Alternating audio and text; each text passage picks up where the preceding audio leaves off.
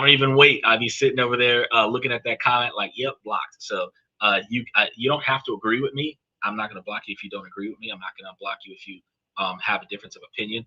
I mean, you can argue from the perspective of a Republican and not make any sense at all, and I'm not going to stop you from doing that. Or you can come from the unrealistic expectations of a Democrat. If that's what you want to do, I'm not going to stop you from doing that. But if it doesn't make sense, it doesn't make sense. And here on this show, one of the things I prioritize is making it make sense. So if you make it make sense, we'll rock with it. If it doesn't make sense, I will get you to clarify it, because if you can't make it make sense, and the only thing I'm going to point out is that doesn't make any sense. Now, this helps you with your decision making. So let's go ahead and dive into what we've got going on for today. Because the Supreme Court had dealt this stunning blow to presidential power earlier this month. Because on February 20th of 2026, in a landmark 6-3 decision out of 9 individuals, the highest in the land ruled that the president had overreached, apparently. They decided that he acted without authority and that he seized a power the Constitution explicitly gives to the Congress. The court invalidated the sweeping emergency tariff that have defined this administration's trade policies and collected hundreds of billions of dollars from nearly every country on earth. But in a move that sent shockwaves through the economy, the president had fired back, not with a legal challenge, not with an appeal to Congress, but with an immediate and furious retaliation. Within hours of the ruling, he found a new way, using an obscure provision of the 50-year-old law, to slap a new 15% global tax on almost everything, throwing international trade right back into chaos. In this story of a constitutional showdown, a defiant president, and an economic battle with consequences for every single American seems to be coming in. Oh, yeah, you're listening, Michael? I know we're going to be talking about this. Crooks usually do. Well, one of the funniest things about it is that people call him a crook, but you got to think, there are more laws in this country than most people know about. Some of them make no sense. A lot of them do make sense. There are so many laws that are still actionable today that are 200-year-old laws or more. People forgot that these laws existed. Our Constitution fundamentally allows us to do whatever we want to do, however we want to do it, as long as we're not causing unnecessary harm to somebody else or somebody else's stuff. Now, as it pertains to how the government runs itself, there are so many laws and rules out there about how it's supposed to run itself, but there are loopholes to how it's supposed to run. Because back when it was all originally created, which is why we have so many amendments, it's because that is adjustments from the original agreement.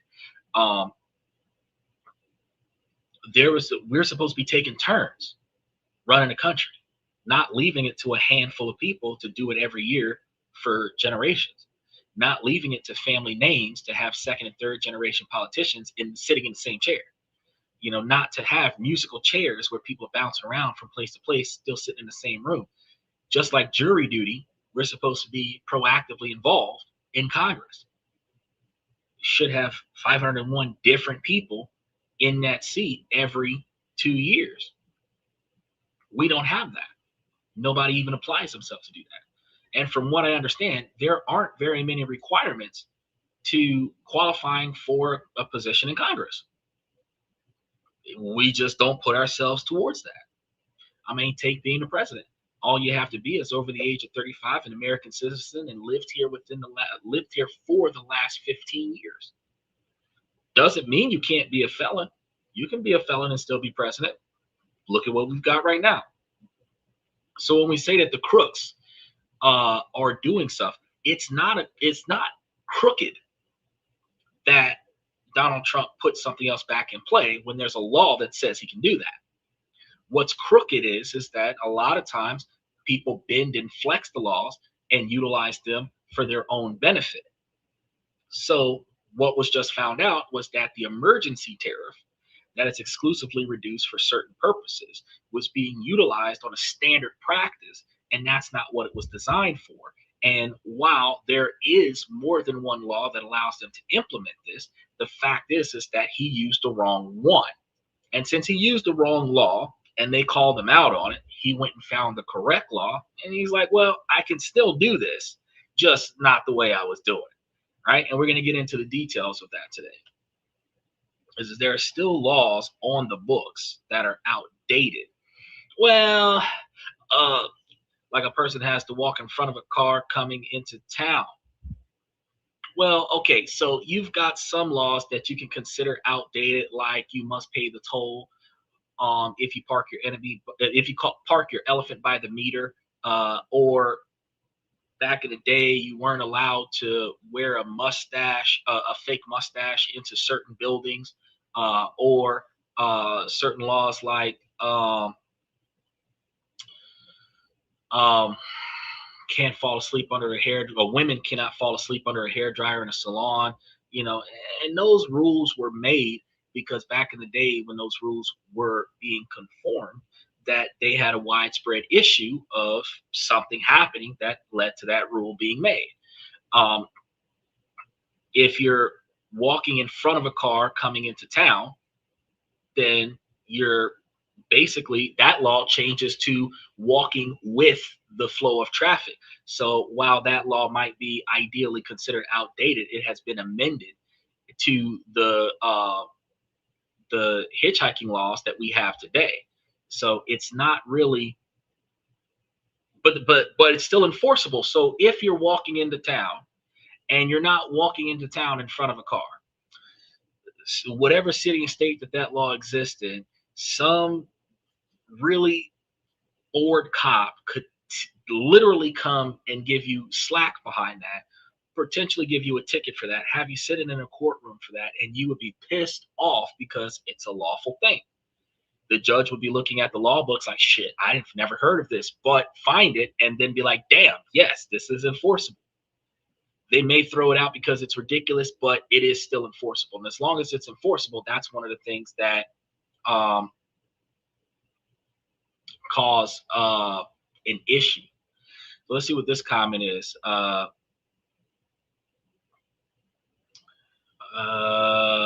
I'll put this up there. He says, single leading global cause of youth homelessness is apathetic and uncaring Christian parents who choose neglect over love for their kids' well-being, a dogmatic need to be right or in control. All right. Well, Jacob, I'm going to let that one slide, but don't make a habit of that in my comment section today because we're talking about the tariffs. We're not talking about Christians.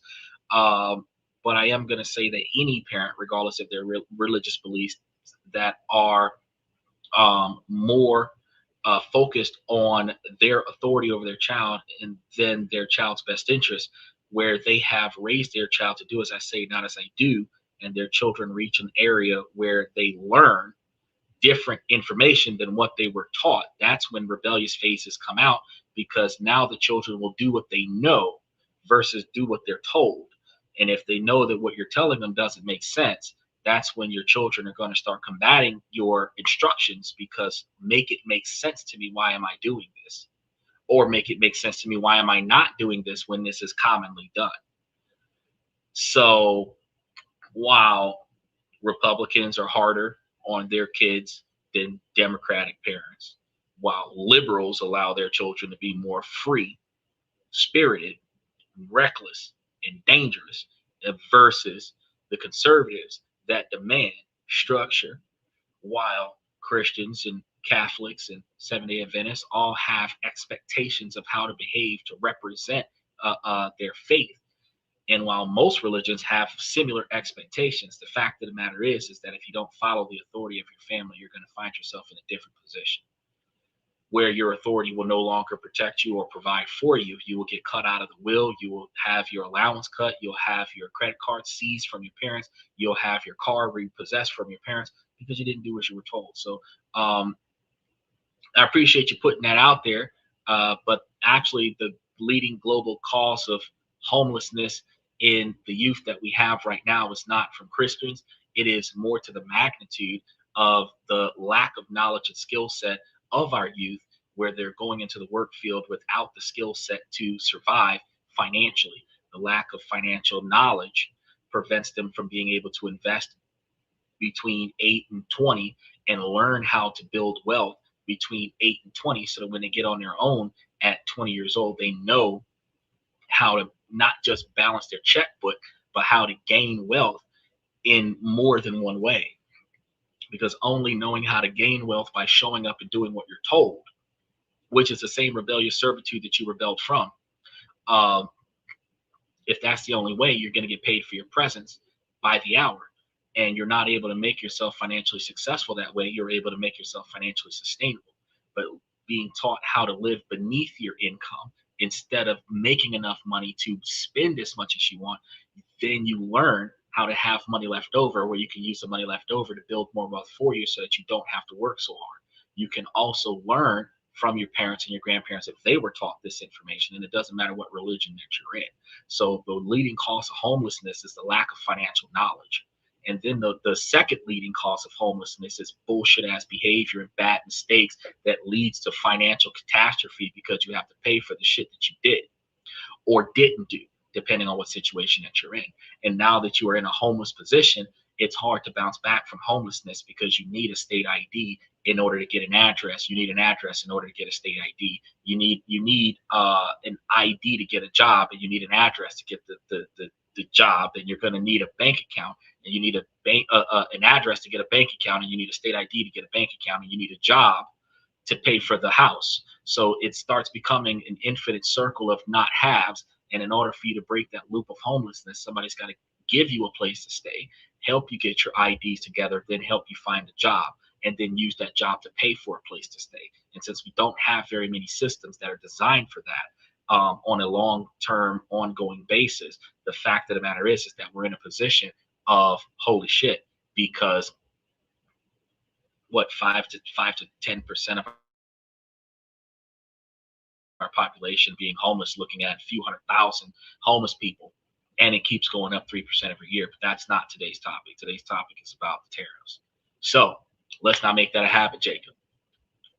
Back to the main topic.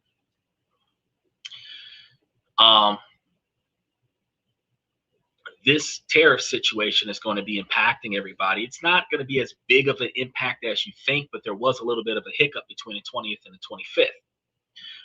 It's all happening in the shadows of a dangerous military shutdown here in America, and then the standoff that they have in Iran, where there's a clash over economic powers that could have catastrophic consequences even in that area. So here's what you need to know. It all comes down to this. Ahead of February 20, 2026, when the Supreme Court delivered its verdict in the case of Learning Resources Incorporated versus Trump and Trump versus VOS Selections Incorporated, the central question was deceptive of the International Emergency Economic Powers Act, or IEEPA, let the President of the United States unilaterally impose tariffs. For the past year, the White House's answer has been a resounding yes. And after declaring national emergency, which he declared national emergency for a number of reasons, under national emergency, President Trump used the IEEPA as the legal justification for a breathtaking expansion of tariffs.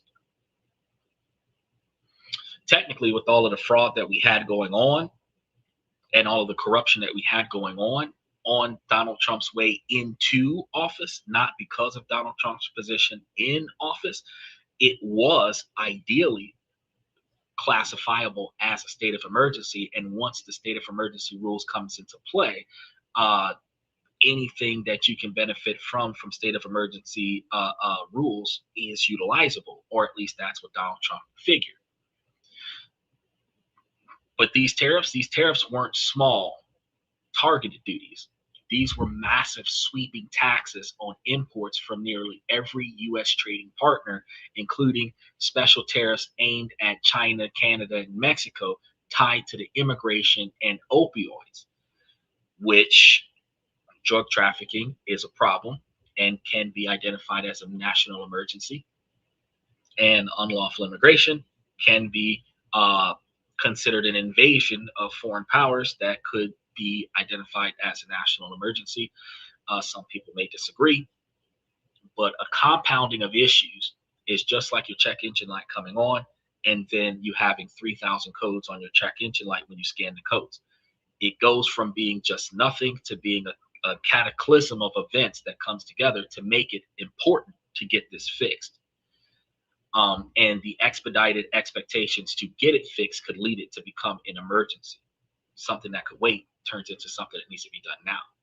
So by 2025, these tariffs had collected well over $160 billion and pushed the average U.S. tariff rate to a historic high of over 15%, somewhere around 15.2 to 15.4%. The administration's argument hinged on just a few words in the 1977 law. 1977 was a long time ago for 2025. The IEEPA allows the president during a declaration of national emergency, so once declared, he has the power to regulate importations. Every time Donald Trump in 2025 declared an executive order, he also declared national emergency. The National Guard in Tennessee, national emergency. ICE in Minnesota, national emergency. The California incident that led to the curfew, national emergency. The borders not being protected on the north and south sides of the country, national emergency. Drug trafficking, national emergency. Now the immigration thing, national emergency. So repetitively, every action that he's doing being declared as a widespread national emergency triggers the claim that he can utilize this fund, this authority to demand these funds. Now, the White House lawyers argued that regulate implicitly includes the power to tax through tariffs. But in a stunning rebuke, the Supreme Court said, no, that's not how it's interpreted. And this was decided in a 6-3 majority opinion written by Chief Justice John Roberts.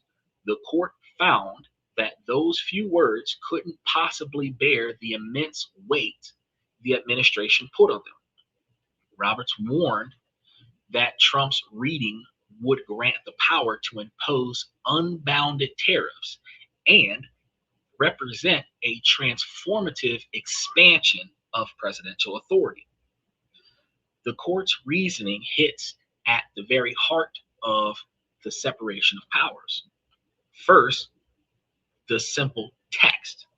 The Constitution in Article 1 gives the power to lay and collect taxes, duties, imposts, and excesses. That's exactly what it says, imposts and excesses, exclusively to Congress. It's their most fundamental power.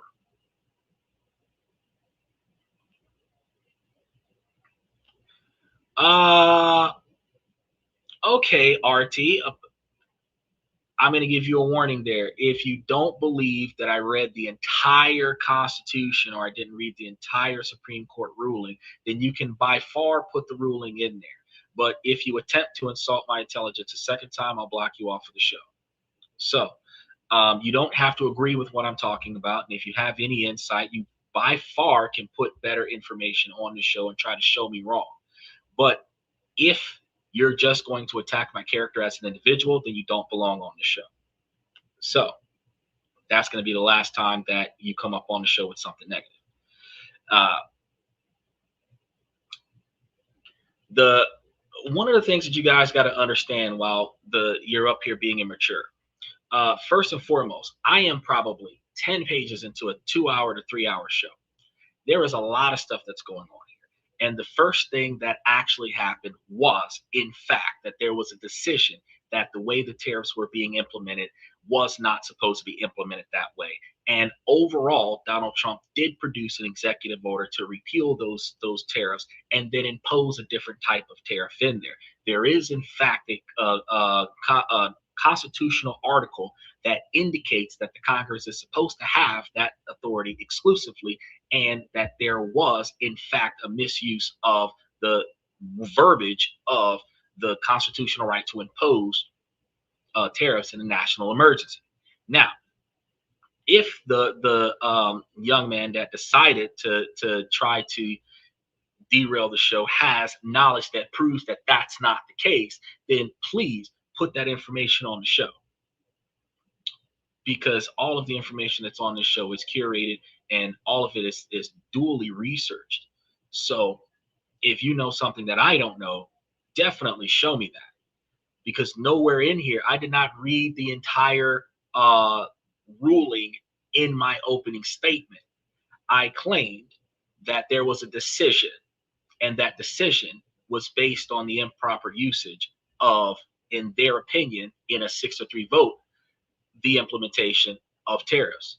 Now, what information am I missing, JT? Do you by chance have that knowledge, or were you just trying to heckle the show? Because I understand that there are a lot of individuals that find it funny to dive onto podcasts where people are trying to learn something and be completely disruptive without providing any factual information. I love factual information, and I take all challenges. It doesn't matter if you're left wing, right wing, if you're a politician. Please jump in and tell me something that I don't know. Matter of fact, you got the capabilities to click the link in the comment section, approve the mic, approve the camera. And if I see you in my green room, I can bring you on in real time, and you can actually explain in detail what the ruling was from the Supreme Court, so that you can show the people on the show exactly what you know, which is going to be far less than what I know. And Michael can verify, because everything that happens on this show is backed by 2 or 3 different people in the comment section that actually double check and reference the information. So by Michael not putting up a contradictory statement, he's the moderator. By him not putting up a contradictory statement, his silence indicates there is nothing else to say. And I know he's here because he just commented about the outdated laws. So it's not like he's not here to say, nope, that's not what it says, Xander. That's exactly what it says. Okay. Thank you, Michael.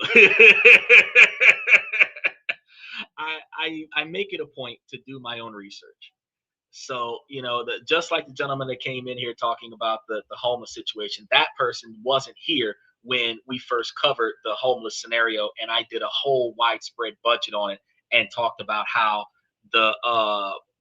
we could do away with homeless. I did like a 2-hour, 2.5 hour show about how we could do away with homelessness. We just don't. So, the topics that I cover on this show are curated for a reason, and they don't really know what they're getting themselves into. I mean, you don't have to like me because of my really good and awesome tan or my really pretty bookshelf behind me. But at the end of the day, the facts are still the facts. It doesn't matter where the facts are delivered, and it doesn't matter who's delivering the facts. The facts are still the facts. So let's get back into it. The majority of Congress stressed that when Congress has, or not the Congress, the majority of the Supreme Court decision stressed that when Congress has delegated tariff power in the past, it has always used incredibly specific language, like in Section 232 of the Trade Expansion Act, or Section 301 of the Trade Act of 1974. So the IEEPA, in contrast, doesn't mention tariffs or duties at all. And that is where the disruption comes from. So a plurality of the justices, Roberts, Grushas, what is this? I'm sorry, Grosh. So Roberts, Grosh, and Barrett. Those are three of them. Went even further, invoking the powerful major questions doctrine. And this doctrine says that for issues of vast economic and political significance, an agency, or in this case, the president, can't just claim authority from an ambiguous phrase in an old law. Now, JT, show me where that's wrong. If an action is going to transform the American economy, Congress must have clearly and explicitly authorized it. And there's no question that unilaterally imposing hundreds of billions of dollars in tariffs is a major question. Can that be done by one person? Right? Chief Justice Roberts noted that for nearly 50 years, no president has ever tried to use the IEEPA to impose those tariffs, and a powerful sign that the authority was illegitimate. However, in my observation of it, just because nobody else tried to do it doesn't mean that it can't be done. It just means that it's never been done before. That's called breaking of tradition, not wrongdoing.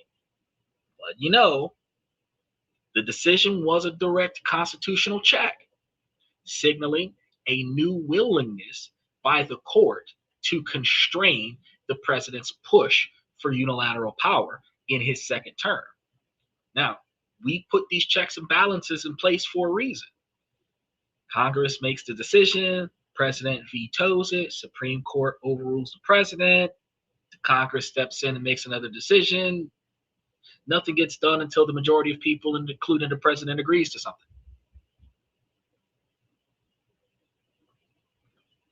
So,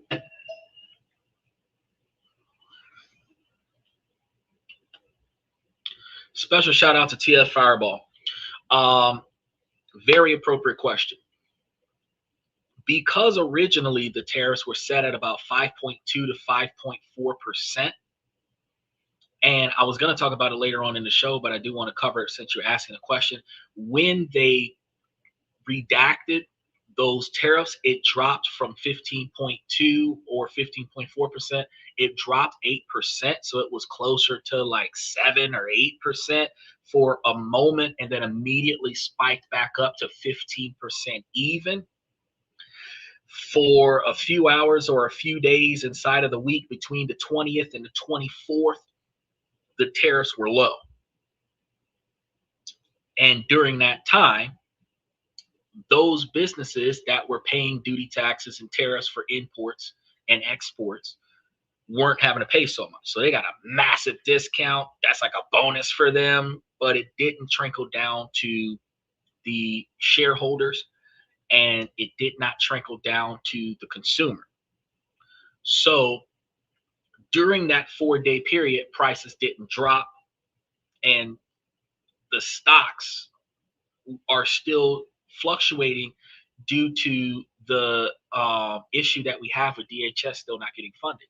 We're still in a partial shutdown. So because it leveled back off at 15, it has technically gone down 0.2 or 0.4% since before the Supreme Court ruling. So now it is not low enough to really crash or negatively impact the market.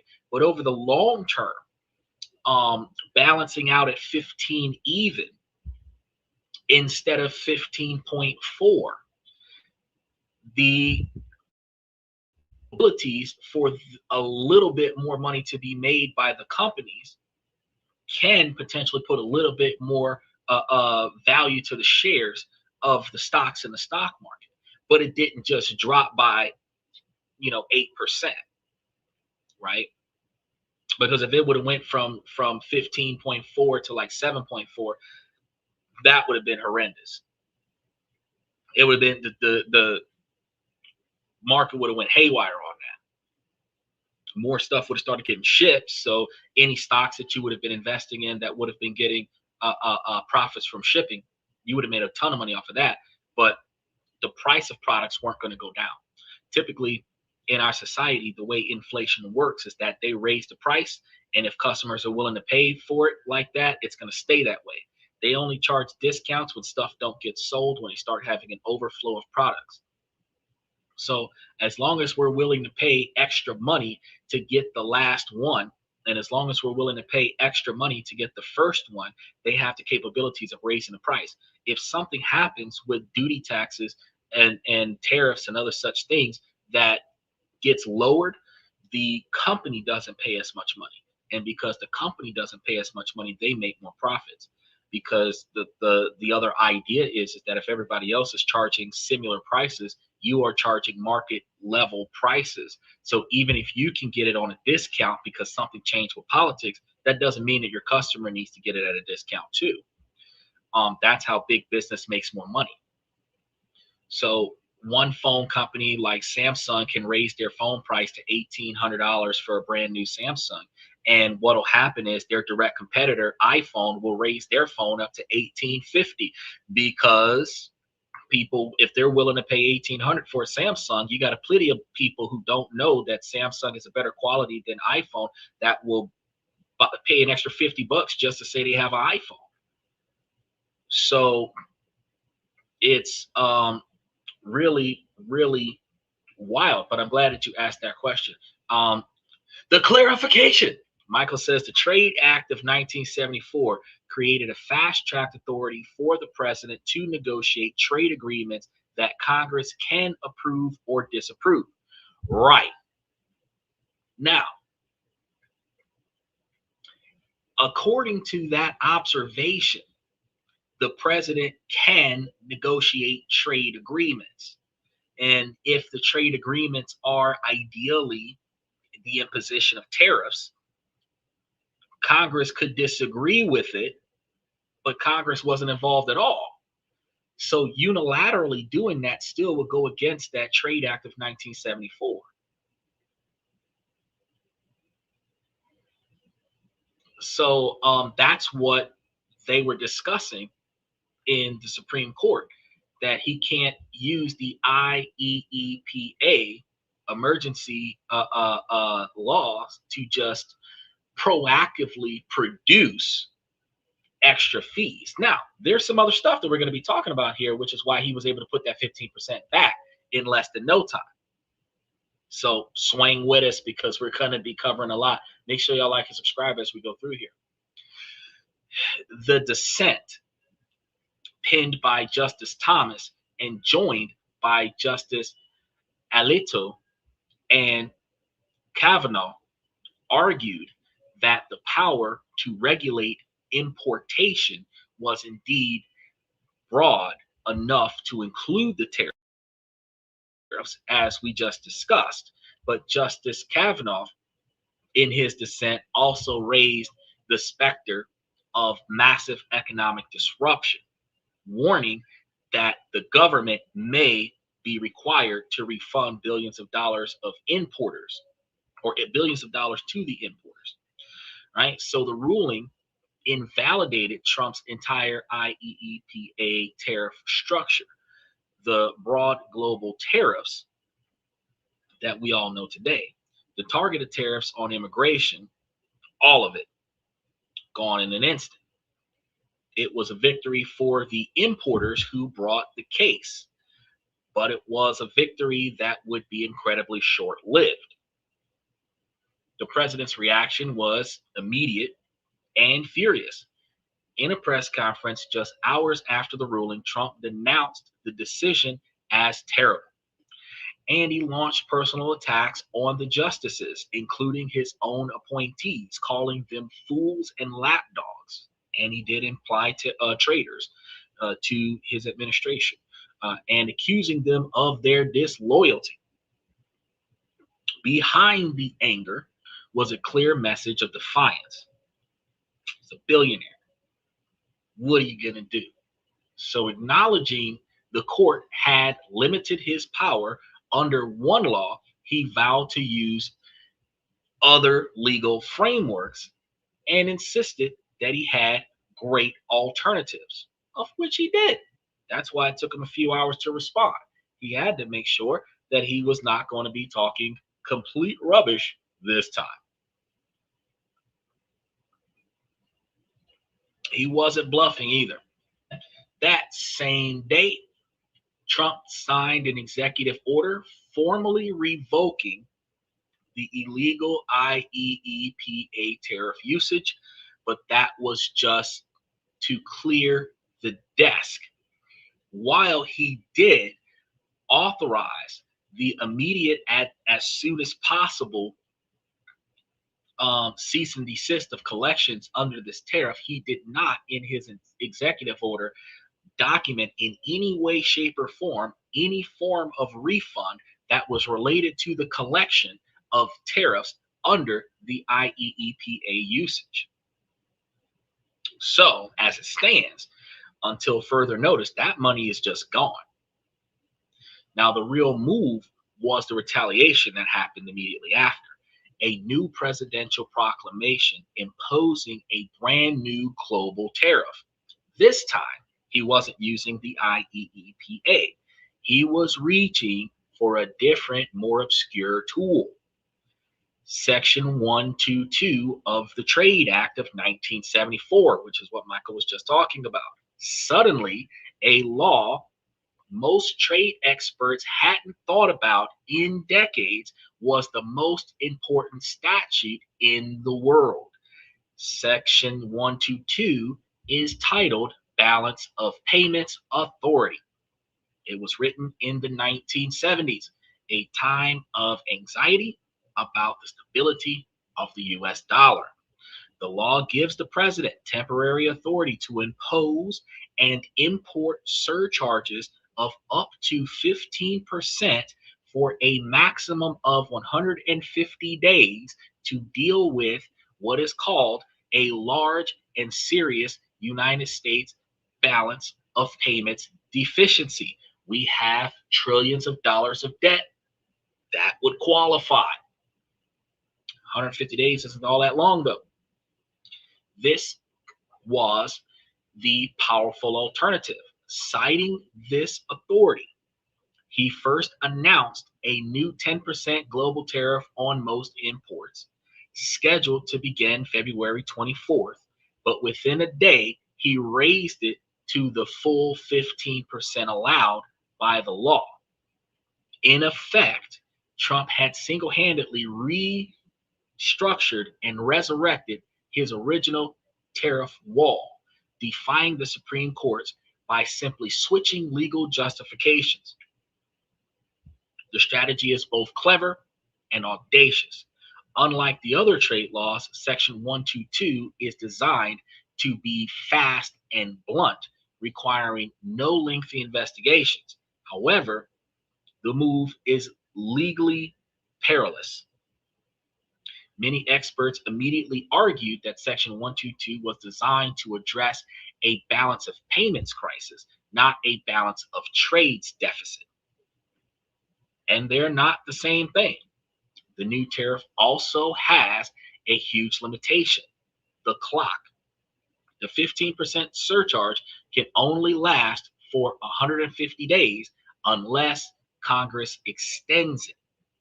This sets up a dramatic countdown to the July 24th, 2026 date. Now, if Congress does not agree with that, we're likely to see the tariffs go back down to whatever the regular amount is. From what I understand, since Donald Trump is setting a 10% base and then raising it to the 15 after the 150 days, it should drop back down to the 10. However, that does not mean that he does not have the rights and capabilities to reimpose that 15% for another 150 days, 24 hours later, which out of 301 days, he could ride that wave because the clock is only limiting him to 150 days at a time. I have not read anywhere in the article that prevents him from re-implementing it instantaneously or how many times during his term it can be applied, how many times during a fiscal year it can be applied. But considering the fact that once it applies, it can only exist for 150 days straight. On the 151st day, it's not there, but on the 152nd day, it can likely come back and ride it for another 150 days. So currently, at that point, the president must either convince Congress to keep his tariff where it is, or the global trades will face another cliff's edge. Now, the president has been told by the highest court that he could not unilaterally impose his vision of trade policies. His response was to find a new door to kick down. And he is kicking doors down like Test. He is knocking them doors down like Kane. He is hitting them with the big boot like the Undertaker. He is just knocking doors down. And it's just like, what can you do to a man who always finds another way? Not much. When you say I can't and I say prove it, that is when you really start seeing your freedoms at play. Probably one of the best things that a Republican can claim about themselves right now is that you can really push the envelope. For conservatives, you're really pushing the envelope of the law so far to the edge of the table that you had to get another table. He said, is Dow Jones an example of the negative effects from Trump tariffs? Dow Jones is down 800 points. The Dow Jones is negatively impacted by the shutdown. It would not be negatively impacted by the tariffs. It would be because you have to understand that international travel is impacted right now because our federal agents are no longer being paid to run the airports. You also have a lot of businesses that were being funded by the federal government, those government contracts. Those individuals are not being paid by the federal government. You also have the mom and pop shops and local stores that were strategically positioned next to federal government branches that no longer have government employees in them. And as a result, because there are no government employees in them, because they're furloughed, meaning unemployed, they're at home right now. Those businesses are no longer making money yet again. So it's down 800 points specifically because there is a large change in transition of currency in the economy right now since the 13th of February, which been a little over 12 or 13 days by now, where the market is going to potentially bounce back after the shutdown is over. But they've got to finish with this argument, and then they got to finish with the DHS argument, putting body cameras on ICE agents and making them take off those ski masks so that they're not murdering people and not being able to be identified, beating people half to death or shooting at them unnecessarily simply because they're angry. Because while they do have a right to be out there doing their jobs, it's their jobs that they're supposed to be doing, not antagonizing the crowd, not forcing people to keep moving or anything to that effect. So while they're not wearing body cameras and they're covering their faces with masks so they can't be identified, the Democrats are not going to approve the budget for Department of Homeland Security, and they're not going to allow. That's going to prevent TSA agents from getting paid, and that's going to negatively impact the market. It's a trickle-down effect. But if you look at the S&P 500 and you see how the S&P 500 is not crashing, and you see NASDAQ is not crashing, 1 out of 3 markets is not something to be terrified about. But you do need to pay attention to all of the stocks that you have in your portfolio. Looking at a lot of the ones that we have in our core satellite that's going across the bottom of the screen, if you're looking at us from 16 by 9, well, yeah, 16 by 9, or at the top of the screen if you're looking at us from 9 by 16. The majority of our stocks are not being negatively impacted by the shutdown, but there are some that are going to be impacted by it. He said, walk tall and carry a big stick. That's one way to do it. That is definitely one way to do it. The immediate result of this 1-2 punch was economic whiplash on a global scale because it happened really quickly. For a few brief hours, American businesses believed a massive tax had been lifted. Then, just as quickly as it happened, it was slammed back under a new name, creating a lot of chaos and confusion for a lot of individuals.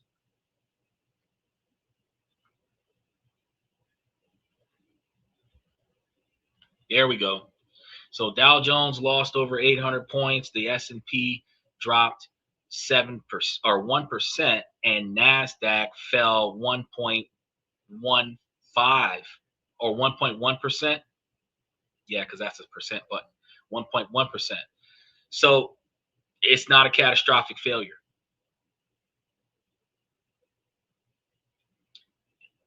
And when did that drop happen? Today?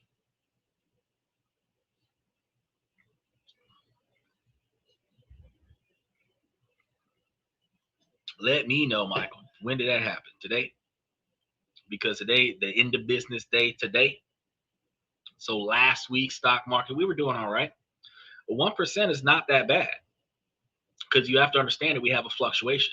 Now, had Nasdaq and the S&P 500 fell by 700%, that would be something to be concerned about. Had they dropped 55%, that would have been something to be concerned about.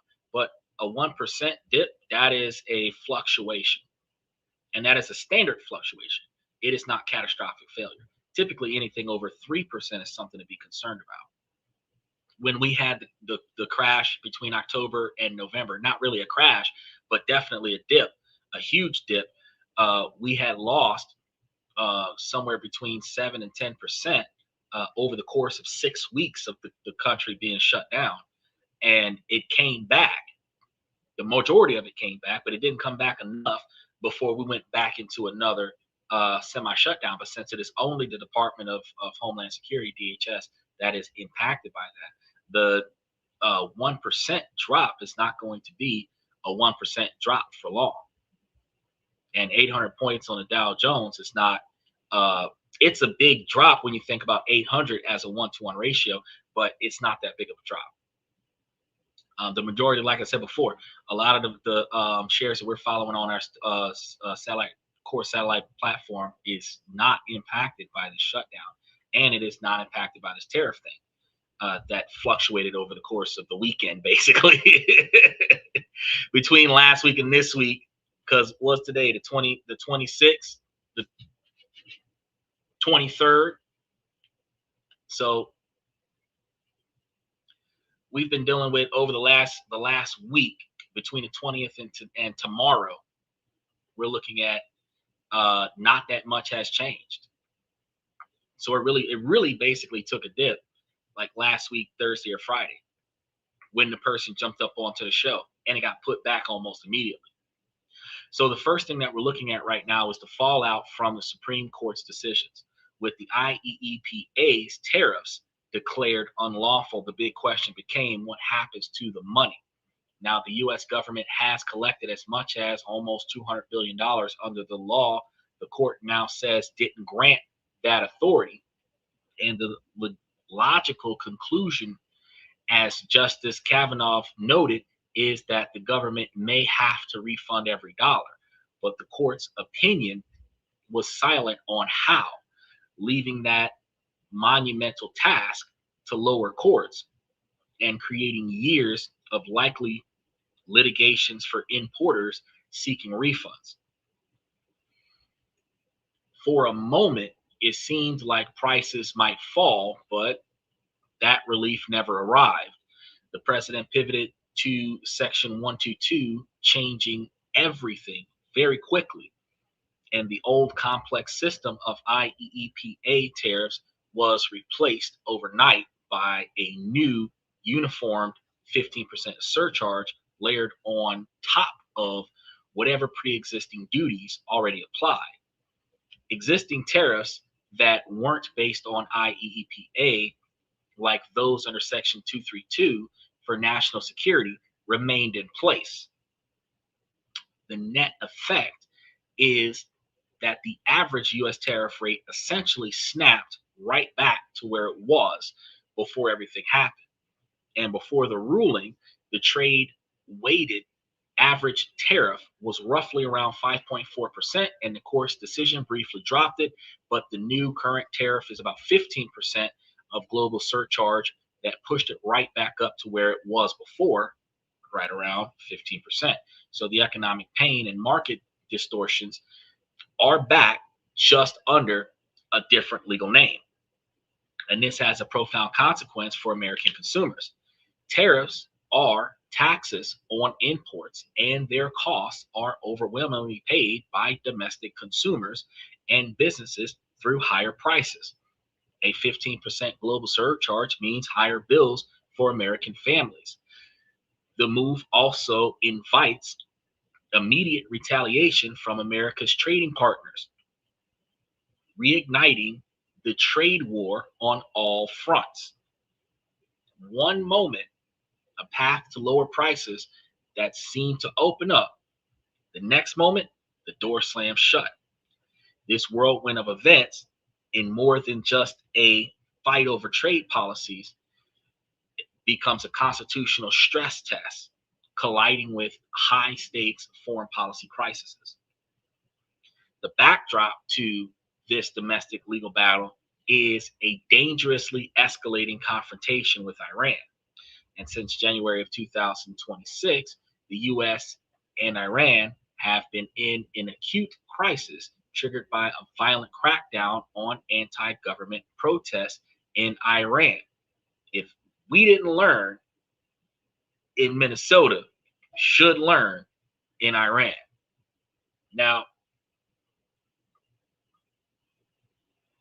in response, the United States has begun amassing air and naval forces in the region at levels not seen since the 2003 Iraq invasion. I want you to marinate on that for a second. Protest in Iran has led to air and sea forces currently under DHS unfunded. They ain't getting no paycheck. Our military personnel in certain areas aren't getting paychecks, and they're being deployed in quantities larger than our highs that occurred back in 2003, with officials warning Tehran to make a deal or risk an attack.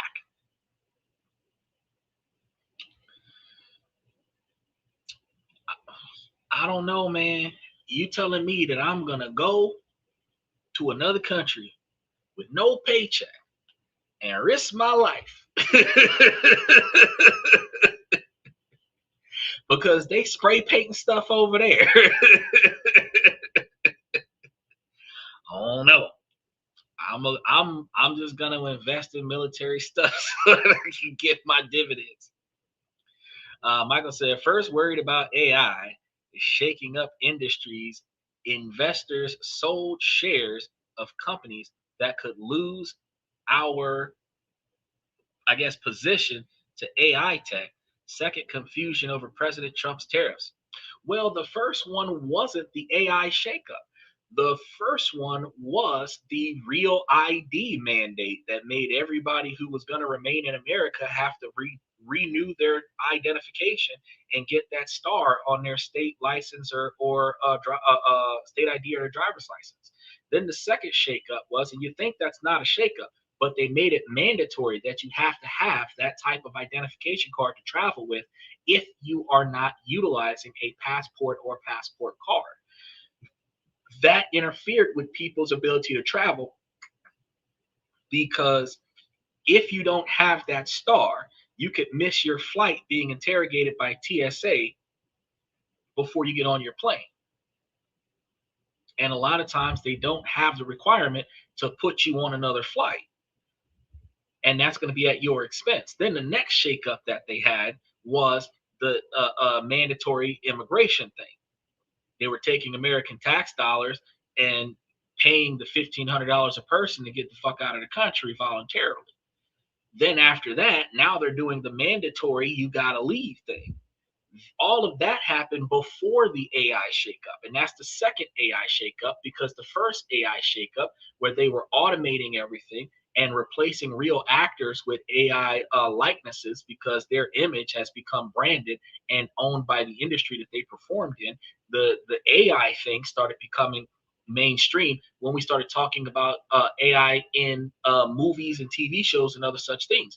Then we had the AI shakeup, another AI shakeup, where we started talking about building these machines. We had the shakeup about the driverless cars and all of this other stuff. We even covered a show about whether or not you can get a DUI by riding in the back seat of a car that has no driver in it if you were drunk in the back seat because you're not operating the vehicle. The laws related to DUI is that you personally have the ability and responsibility to operate the vehicle. But if it's a self-driving car, who's driving the car? A lot of questions came up about that. Then we had the riots here in America, and that keeps throwing the economy into a frenzy because it's different states at different times during different invasions. First California, then Tennessee, then Minnesota, that is causing uprises. And all of that happened after Canada stopped buying alcohol from America, which put us into asunder almost a year later. So many people are losing their jobs because they're not importing billions of dollars of alcohol to Canada.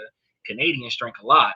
And now we've got this second confusion over tariffs, because the first confusion over tariffs was the 150% tariffs against China, and they brought it all the way down to like 25. Now he's talking about 15, and then he's hitting them with this extra stuff going on in the back end, because tariffs was a big deal the first and second quarter of 2025. Then it became a big deal in the third quarter of 2025, and now it's a big deal again in the first quarter of 2025. We're gonna have a lot. We're gonna have a lot of issues, but as long as he's keeping the market volatile, we can trade heavy. Will the star be yellow and worn on the sleeve? I don't know. I don't know. As long as it's not a red swastika, I don't really mind. Now, Washington led out and set of minimalist demands when they went over for negotiations to Iran, ending all uranium enrichment, limiting missile ranges, and halting support for regional armed groups. These terms, many in Tehran view as a demand for surrender. Clearly, we're going over there to get precious minerals, the same way we were back in Ukraine for precious minerals. The same way we were in Iraq for oil, the same way we were in Venezuela for oil. Y'all got to pay attention to what's going on. If y'all invest in them mining stocks, when they start mining over there, y'all going to start seeing some fluctuations on your portfolio. The most important news, that the U.S. beat Canada in a hockey game. I'm going to be honest with you. The fact that we beat Canada so much in hockey, that's not news. That's like a historical fact. That's almost like, that's like the 19th Newton's law is like Canada will lose to America. So home and away games. I'm surprised they even let us go over there and play. Be like, no, you messed over our alcohol. You don't touch our ice. I don't know. That's what I'd be wondering. Special shout out to FX Trader. Now, while tense indirect talks mediated by Oman began on February 6th, both sides remain postured for war. So everybody's getting their troops together and they're ready to play battleship for real. It is going to be in the middle of this standoff that the Supreme Court's ruling landed, directly impacting one of the president's primary tools of the foreign policy, which was the IEEPA statute. And the very law the court just limited is also a key legal basis for imposing economic sanctions and pillar of the maximum pressure campaign against Tehran.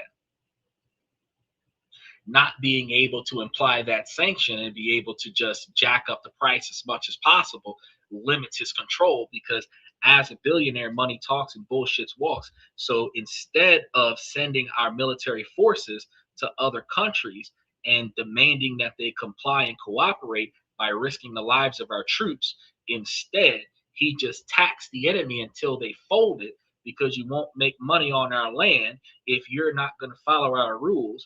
And since we spend the most money around the world, it made sense to utilize that particular method, because you had less American soldiers dying at war and more political arguments being done at a discussion table where money will pass hands and everybody will be satisfied, or at least half of the room will be pissed off, but nobody loses their life. Hit them in the wallet, don't hit them in the face. Supreme Court put a stop to that.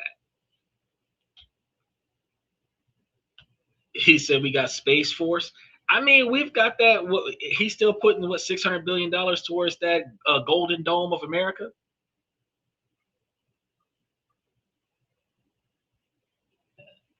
I'm not too worried about whether or not missiles hit the United States, but family members in the military that are now being deployed into other countries because Trump can't put a large tariff on the country anymore, that kind of changes the negotiation strategy. If you played chess using Monopoly money, I could buy your move from you, and the person who ran out of money lost the game. You would find that you would move less pieces and make more financial transactions, because the more spaces you can own without a fight, the more of the board you can control. But when you can't spend any money to negotiate advancements, or you can't charge any money to allow or force the negotiations of expansions, you now have to use military might. There's two ways somebody's going to cooperate with you. You're either going to beat their ass, or you're going to tax them. That works in the streets. That works in criminal underworlds. That works in mafia. One way or another, it's going to get got.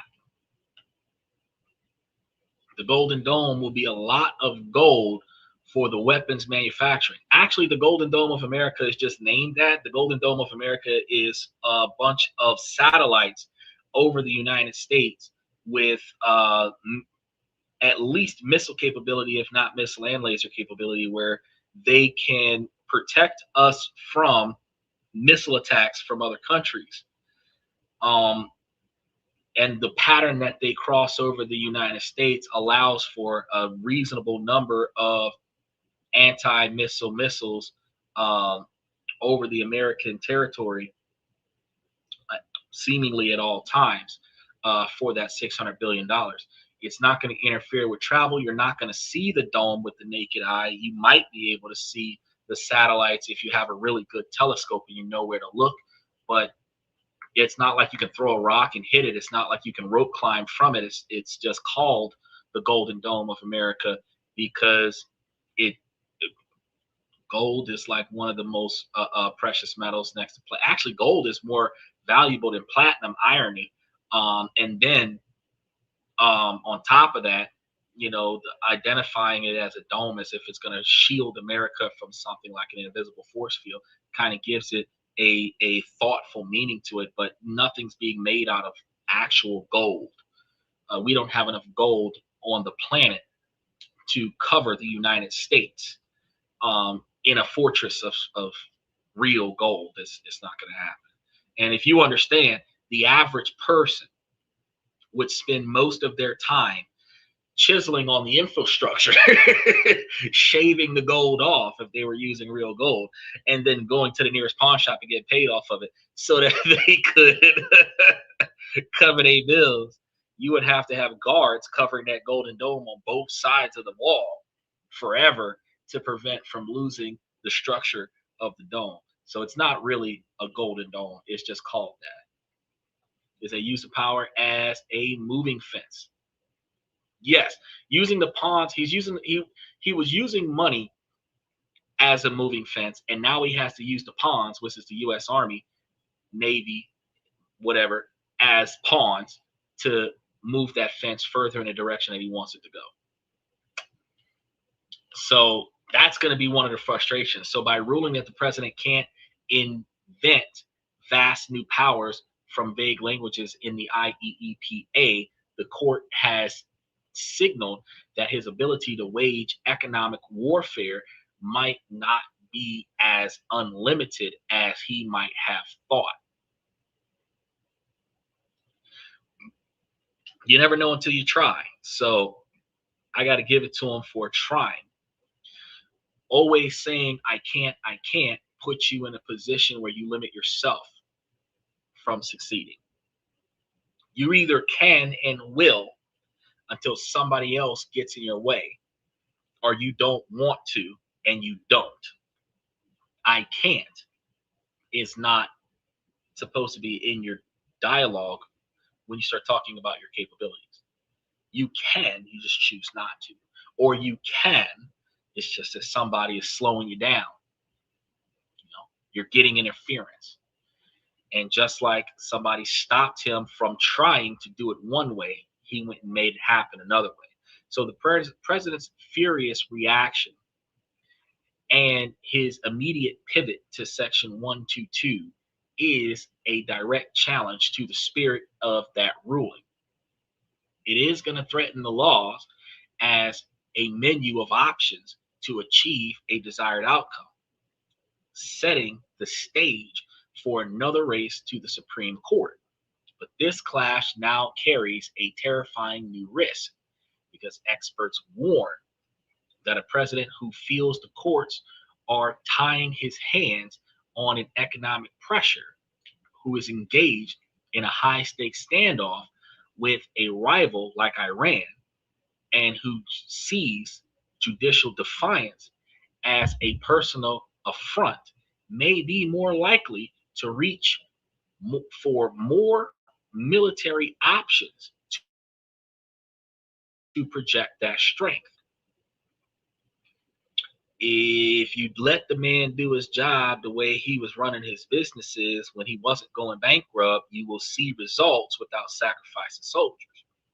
You restrict him from his capabilities to utilize money to win wars instead of utilizing troops to win wars. You're limiting the options, because if the goal is to acquire resources from other countries by any means necessary, then the less self-sacrificed way, which is amend the laws and tax the fuck out of everybody, is the best way to achieve that.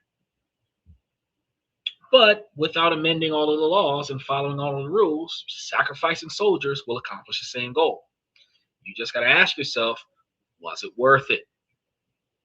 Stopping him from winning this argument through finance, was it worth it?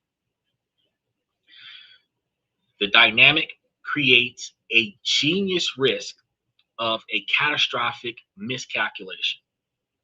The conflict is no longer just about the tariffs. It is about whether the system of checks and balances can hold against the president determined to push the boundaries of his authority.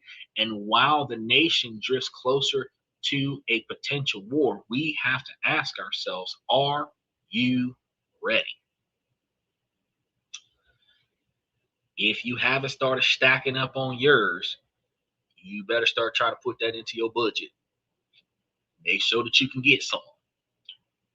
Your Second Amendment, while all of those anti-Second Amendment folks was out there causing all that ruckus out in the street, if you go grab you a few dozen Second Amendments and put you some safes in some places that keeps your stuff safe, whisk and never this situation ends up on home turf, you will have the capabilities to do something about it. There is a strong possibility that there will come a time where you will have to bring your Second Amendment with you and put it in the trunk of your car and ride it with you, put it in the rack in the back seat and ride it with you. There will come a time where you're going to be in Walmart and everybody going to have an AR-13. And that's the only way that you're going to be able to rock that rock. You're going to be getting a bunch of groceries, and you're going to have everybody going to have assault rifles. That's going to be the way it's going to be. We're going to end up in that situation. If you ain't ready for it, you just be unprepared. You got to figure out how you're going to eat. I'm not talking about some conspiracy. I'm not talking about some apocalypse now. I'm not talking about something that's the end of the world as you know it. I'm saying that when countries do go to war, the war isn't always on one side. We have been lucky since World War I to not have direct conflict on our own turf outside of the 9/11 attack. We do not have ongoing military insurgents annihilating American civilians on our territory yet. But that doesn't mean that it won't ever happen. And one of the main reasons why the Second Amendment Constitution was created was so that we as American citizens can defend our own country on our home turf. It's not about blasting at somebody with a Glock switch or hunting down your neighbor because they slept with your wife, or road rage and gunning each other down in traffic because you wanted to cut somebody off and they didn't let you merge or whatever. It's about having the capability when the United States is under attack to defend our country from foreign invaders. And we're not talking about the people who climb the wall looking for a good job and a safe home. We're talking about the people who are going to bring their own Second Amendment, and they're going to use that to suppress our ability to exist in this country. That has the capabilities of happening. And the more often that we utilize our military forces, the more often we pressure test opposing alliances. Because all it takes is 2 or 3 countries that don't agree with our decision to come together with unified forces, and we will have our hands full. Doesn't mean we don't have our own allies, but it does mean that there is a strong possibility that a third world war can come from utilizing military powers to argue. When the argument is what we call the Cold War, where money is being passed around and products are being overpriced and stuff to that effect, the battle over trade, that's safe. Like worst case scenario, you get a Tesla overpriced. But when you start talking about pushing U.S. troops all over the place, that's not safe. Is that America has been at war since the Constitution was born. I know, but has America been under a direct attack by feet on the ground insurgents that are gunning down everything that they see? No. We have unilaterally done more killing each other than we have been getting killed by somebody else. The most conflict that we have seen is on TV when we're watching our troops dismantle somebody else's country. But if we experience on our home turf what they experience in their countries when we're blowing stuff up and wastelands are being created, and then $13 million is being provided to rebuild what was destroyed. Could you imagine what kind of damage would have to happen in the United States for us to spend $13 million a week rebuilding from explosions and gunfire? I mean, you think we was in a quarantine scenario when we had COVID. Well, we lost less people during COVID, during the entire time of COVID, than what we lost with people having the flu in one season. They recorded what, 520,000 or so. They didn't record the whole population. 520, but we lose what, 52 million a year worldwide from the flu, and they recorded something less than 1 million for COVID worldwide. Everything was shut down. Could you imagine America under fire? Bro, no planes are launching anywhere. No boats are launching anywhere. No shipping containers launching anywhere. Goods and services would stop everywhere. People would run out of work to do at their jobs because there's nothing to sell. If it ain't coming from Canada, we ain't getting it. Could you really imagine that? That's where we're headed. And that's before we even have attacks on ground. Because remember World War One, when Germany was destroying everything that was coming to America and Mexico, Canada got involved back then. No country can invade the USA, even from Canada. It would be very difficult. See, I'm going to disagree with you on that. It is highly probable the circumstances can occur. Typically, coming through Mexico from Panama, because Panama doesn't have any beef with anybody, that insurgents can drop down and then they can commute, and then the battle would happen at the border. Uh, can a military base like be set up in Canada and then march down from Canada?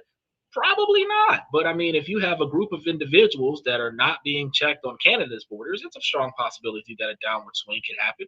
But you can also have some subs pop up over by New York. Because I mean, the best place to start a war is at the capital. So I mean, the irony is that it is highly possible. It just hasn't happened. Look, Vietnam, exactly. It is highly possible. It just hasn't happened. And the reason why it hasn't happened is because typically we send everything that we can muster over to somebody else and they're on the defense. And that's why it hasn't happened. But that doesn't mean it can't happen. If we're paying attention to somebody else, and this is what I said, stress testing allies and alliances between opposing forces. Anybody that's allied with Iran that ain't over there in Iran, if they decide that they want to sneak attack, you've been in a street fight before. You might be able to handle five guys, but somebody's going to hit you in the back of the head. The first country to hit America in the back of the head will be boots on the ground, and we would have the Second Amendment to protect ourselves. So you have to make a clear and conscious understanding that just because it's never happened before doesn't mean it can't happen, and just because it's never been done before doesn't mean it shouldn't be done. So when Donald Trump pressure tested the IEEPA, the way he did it might have not have been worded correctly, but he tried it. Just because it's never been done before doesn't mean it couldn't be done. It just the way he did it for what he was doing it for, it didn't fully validate. But he tried it because nobody else did. But just like he tried that, somebody else can have a plan B, and that plan B could, like I said, it could lead to a few 100,000 individuals that we didn't know. Because remember, up until Donald Trump started doing the deportation, we had almost 200,000 people a month entering the United States. We had over 200,000 people a month entering the United States without documentation. No, America. Well, okay, so America does have like 400 million weapons in the basement, but we only got like 385 million Americans, and there's probably 30 or 40% of them that are anti-gun. So I mean, even if there's 400 million weapons in any one location, certain weapons are going to be eliminated from the discussion because we're not going to fire missiles on ourselves. So you're going to be left with hand-to-hand combat and assault rifles and handguns and everything to that effect, and you're going to be looking at probably 200 million fire, but out of probably 175 million Americans willing to utilize that, you really can only shoot one per person at a time and accurately hit your target. You're probably only going to have close to 100 million that aren't already deployed somewhere else that's willing to knock this back. And that number gets reduced when you start talking about the actual American citizens that were born and raised here, not the American citizens that got their green card and their passports to come over here who don't have firearms. So you're probably looking at something closer to like 98 million Americans that'll be here in the country trying to make it happen. But 98 million is a lot of people to go against with like 100 or 200,000 individuals that's starting a siege somewhere. So the siege itself is the possibility of occurrence. The whether can we be conquered by another country is highly unlikely. But can we get attacked? Can we get invaded? An invasion is a shipping container full of assault rifles that doesn't have human trafficking on it, but it just has insurgents. That's an invasion. That's actually an invasion via a Trojan horse. So, yeah, we could be invaded. It won't last long. It'll last as long as that Ebola virus that broke out. It won't last long. The invasion might be as eventful as the Cowboys in the Super Bowl, but I mean, it can happen.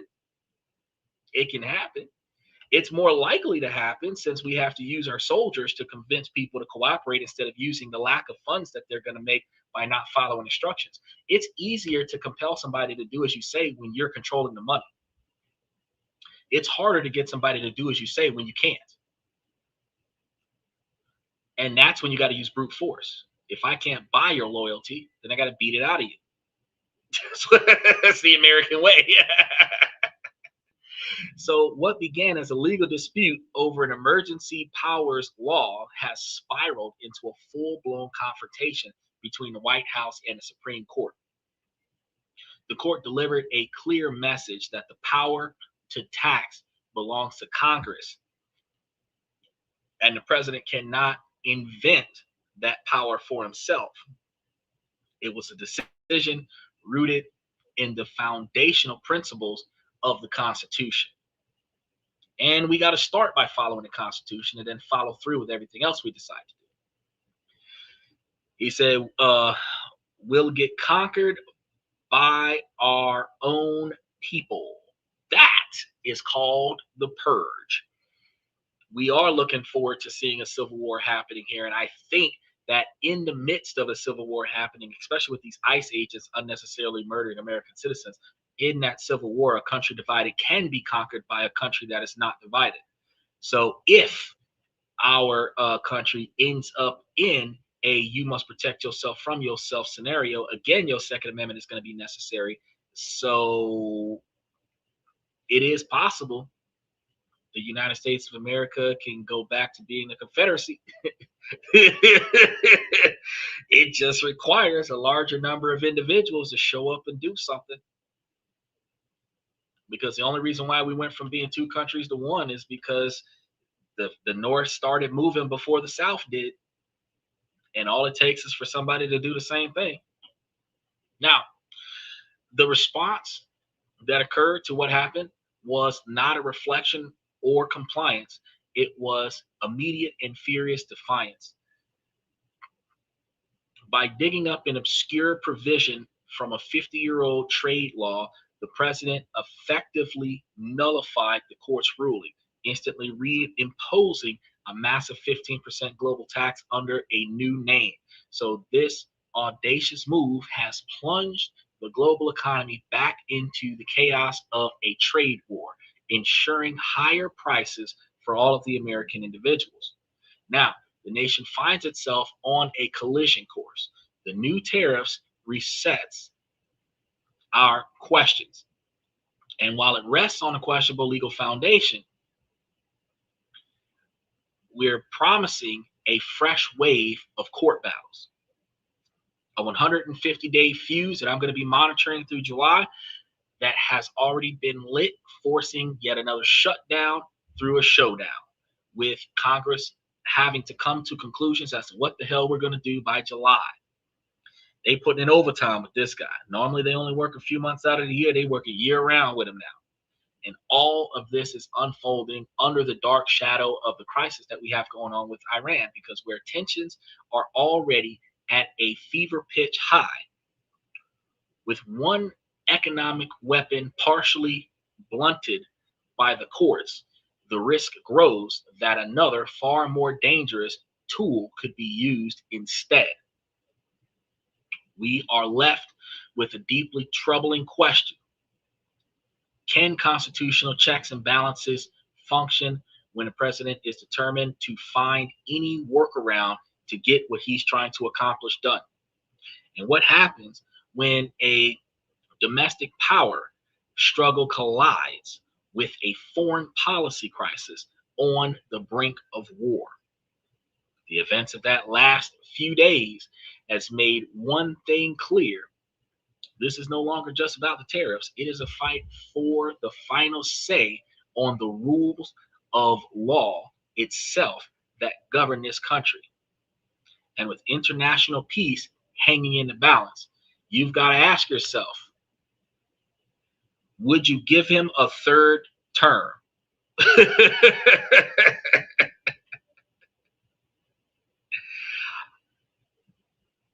That's a good question. Would you give him a third term? At his current age, I got to see him get past the second. But this is where we are today. Now, we got a lot of details. JT didn't come back in, so I guess he didn't have knowledge God gave a Bessie Bug. So I appreciate him for coming through to the show. I want to thank all the fellas for diving in. Michael, FX Trader, I really appreciate y'all coming into the show. I'm going to start by saying, ladies, as long as the situation doesn't make sense, I'm going to keep asking you ladies to make it make sense. So ladies, please make it make sense. We've got a good show coming in tomorrow. We're going to be talking about, he said, third term is okay. I cannot get any, can't get any worse as under Joe Biden. Well, it can't, you're right. It can't get any worse. I mean, worst case scenario, we're at war. And if we're at war away from home, the worst case scenario is gas prices are going to go up. I'm driving like 10, 20 miles a week. Yeah, I fill the tank up once every 3 months. We go to war. I'm not going to feel it. We're not going to war with any of my clients, so it's not like I'm going to lose any money. So I'm just like, I'm going to be investing in Shell, Chevron, and Exxon Mobil. So when the fuel prices go up, the shares is going to go up. So I'm just like, it's like it's a heartless dynamic to have for some people to assume. But when you think about it, wherever there's chaos, there's profits. And for those individuals that are thinking like a Republican, if you start thinking like the top 1%, and you start considering where there's profits, I'm going to get my money. Instead of me sitting over here being afraid of us going to war, I'm going to invest in some gun stores, and then I'm going to invest in the inventory so that I have the inventory and I get dividends off of my investments. That's what I'm going to be doing. You got to put your money where your interests are. If your interest is on safety, put your money on safety. If your interest is on cybersecurity, put your money on cybersecurity. If your interest is on military backing, put your money on military backing. At least as long as your money is going to where your efforts are, you will find yourself in a position where you're likely to see a return on your investment, whether it's growth in stocks, growth in shares, or dividend distributions. And if you're building the type of wealth that I've been talking about building, you can find yourself in a position where in 10 to 15 years, you're over $1 million. I was just crunching some numbers just today that putting away $1,000 or so a month, every month, in a brokerage account that's generating 17% interest. Even if you're doing it using REITs, you can find yourself with over $500,000 in 15 years with just putting away $12,000 a year. That's a $500,000 principal that's paying you like $80,000 or $90,000 a year. Anybody who's spending more than $1,000 a month on bullshit is going to be like, damn, I could not be broke right now. I could be making more money off of my brokerage account after taxes than what I'm making off of my hourly job. And that's just over time. Not even evading taxes, just paying whatever they ask for and reinvesting the principal. You can find yourself maintaining your standard of living, doing 15, 20 years and being right at $1 million. And that's doing it by yourself. So notice how 61% of individuals got 2 jobs. Notice how 70% of the married portion of individuals, everybody's got at least 1 job. Notice the fact that 2 people can come together and put their money up in the brokerage accounts where you're living off of one income and invest in the other income. You could be putting away 30 grand a year. You could be millionaires inside of 10 years. Nobody needs to be broke. You find you a partner that's not financially wasteful, nobody can be broke, right? And you don't got to work for nobody because you're living off your brokerage account. You know, and all of this can still be done while the country is in disarray. While prices are low because the country is in disarray. Stock prices are low because country is in disarray. As long as if the country stays in disarray for his entire 3rd term, you have his entire 3rd term to get your shit together. By the time he gets out of office, whether he gets a third term or another Republican gets a term or a Democrat comes in and dismantles some of the stuff that he does, if you get your shit together, you're going to be locked in on whatever the hell he was doing before he left. But if y'all going to sit there and sit on it, he said on break, just stopping by the Xander zone to drop my like it. I greatly appreciate that, man. We was on our way out. I appreciate you stopping by. But whenever you got time, take a look at tonight's show, because we're going to be talking about a lot of stuff coming soon that's going to be directly impacting this. Tomorrow, I'm going to be talking about the dividend rotation strategy, but I am going to touch base a little bit on how the stock market has been impacted by the current fluctuations between the government shutdown and the tariff impact. So we're going to be talking about like a dual topic tomorrow, but definitely swing by tomorrow if you guys got time. And then I've already picked up, we've got like the next 12 or 14 days up on the show. So you just go through the channel on YouTube. For those of you that's watching us on Twitch and Twitter, y'all just go through the channel on YouTube and look at all the shows that we've got coming up and hit that notification button for all the ones that you're going to be attending into, because we're going to be covering a lot of details and a lot of topics that's going to benefit you guys, and how you make your money, how it impacts your ability to make, save, and invest money, and how to restructuralize yourself so that you can find yourself in a better position. Because one of the things I'm going to tell you guys on the way out of the door is that I give you guys this information to help you guys become higher value men, not just by increasing your finances, but increasing your decision making. When you find the things in your life that you can control and you make the changes in the things that you don't like, you find yourself in a better position in life. Then you have the capabilities of navigating around the things that you can't do. Just like Donald Trump.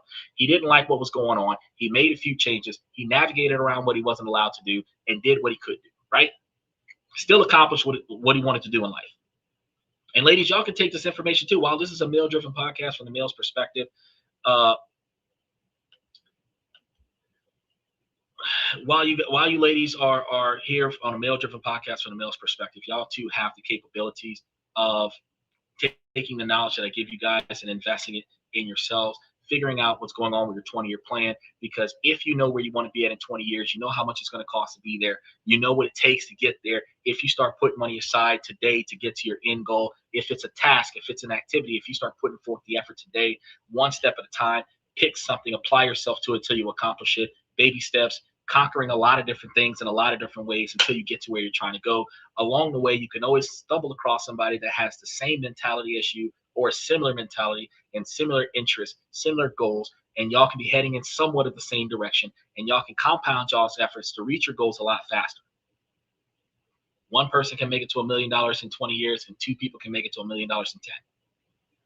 It is all it takes is to be dedicated to the same causes. So with that being said, I want to thank you guys for coming to This and That. I'm your host, Xander, where we talk about this, that, and everything in between, and I'll see you guys tomorrow night.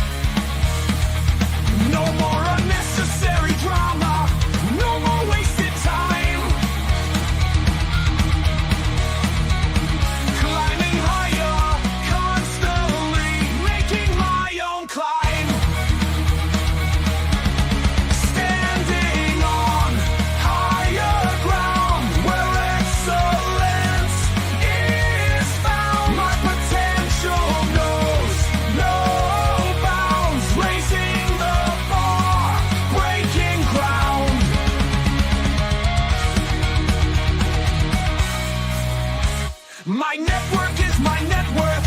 Choose your company wise. Surround yourself with eagles.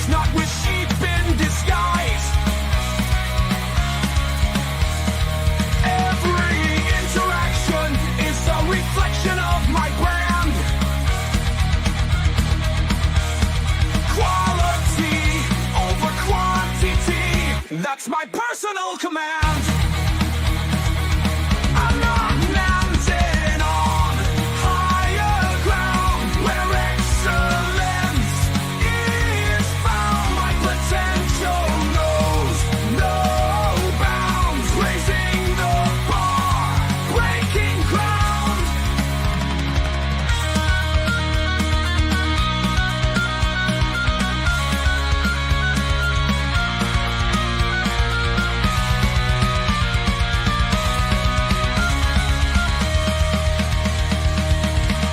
I'm not just living, I'm manifesting my vision, cutting through limitations with surgical precision.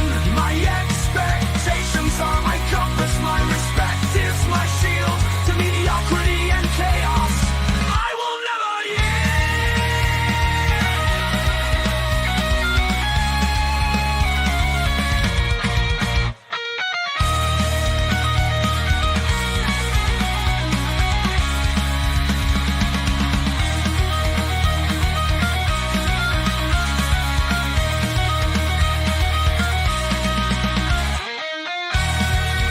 I'm not just living, I'm manifesting my vision, cutting through limitations with surgical precision. My expectations are my compass, my respect is my shield to mediocrity and chaos. I will never yield.